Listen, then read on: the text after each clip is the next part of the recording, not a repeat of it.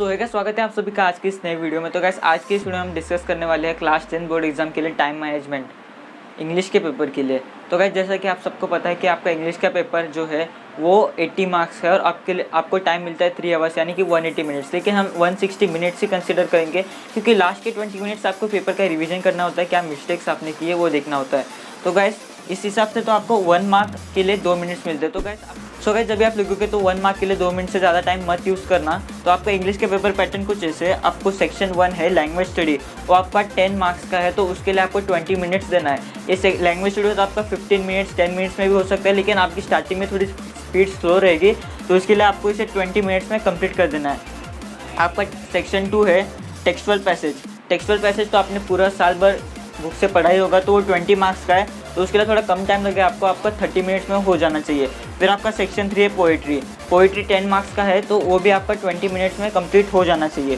फिर आपका सेक्शन 4 है नॉन टेक्सचुअल पैसेज, इसके लिए थोड़ा टाइम लगेगा आपको, ये है 15 मार्क्स है, तो आपका ये 30 मिनट्स में हो जाना चाहिए। फिर आपका सेक्शन 5 राइटिंग स्किल में टाइम लगता है थोड़ा, ये आपका 15 मार्क्स का है, लेकिन आपको इसे 40 मिनट्स में कंप्लीट कर देना चाहिए। आराम से लिखना, नीट एंड क्लीन लिखना, फॉर्मेट में गलती मत करना।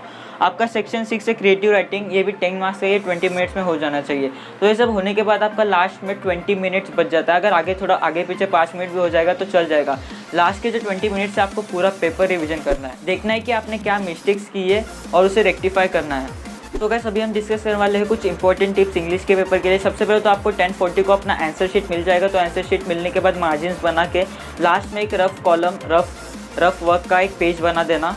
फिर उसमें आप जितनी भी आपको आइडियाज़ आते हो वो पेज में आप नोट डाउन कर सकते हो। सो गाइस आपको 1050 को मिलेगा आपको क्वेश्चन पेपर मिलते ही सबसे पहले लास्ट के 2 सेक्शन पढ़ लेना, that is section number 5 and section number 6, क्योंकि और स्टार्टिंग सेक्शन नंबर 1 से ही करना। अगर आप सेक्शन नंबर 5 और 6 पहले पढ़ते हो तो आप स्टार्टिंग से करते हो, तो आपका सबकॉन्शियस माइंड सेक्शन नंबर 5 और 6 के बारे में सोचता रहता है और बीच बीच में आपको आइडियाज़ आएंगे, तो वो आइडियाज़ आप रफ कॉलम में लिख लेना। और फिर जब आप सेक्शन नंबर 5 और 6 लिखोगे तो उसके लिए आपके पास काफ़ी सारे आइडियाज़ होंगे। और गाइस अगर आपको पेपर में कुछ क्वेश्चन नहीं आ रहा तो उसके बारे में कुछ ना कुछ तो लिख के आना, क्योंकि अगर आपको उसमें हाफ मार्क भी मिल गया तो राउंड ऑफ के टाइम पे वो थोड़ा मार्क्स हाफ मार्क्स से बढ़कर 1 मार्क्स बन जाता है, तो इससे आपका मार्क्स बढ़ जाता है। और गाइस हर एक सेक्शन न्यू पेज पे लिखना और हर एक क्वेश्चन के बाद 2-3 लाइन छोड़ना, और पॉसिबल हो सके तो एक लाइन भी मारना। इंग्लिश में प्रेजेंटेशन और हैंडराइटिंग मैटर करता है। आपके एग्जामिनर जो आपका पेपर चेक करता है और टीचर, उसके लिए आसानी होनी चाहिए ऐसा पेपर लिखना। सो गाइस देखिए आपका टाइम मैनेजमेंट का चार्ट है। सबसे पहले आपका 1050 को आपको क्वेश्चन पेपर मिलेगा रीडिंग के लिए, फिर 11 से आपको 1120 तक सेक्शन 1 कंप्लीट करना है, फिर 1120 से 1150 को सेक्शन 2 करना है, 1150 से 1210 तक सेक्शन 3 करना है, और 1210 से 1240 तक सेक्शन 4, और 1240 से 120 तक सेक्शन 5, और 120 से 140 तक सेक्शन 6।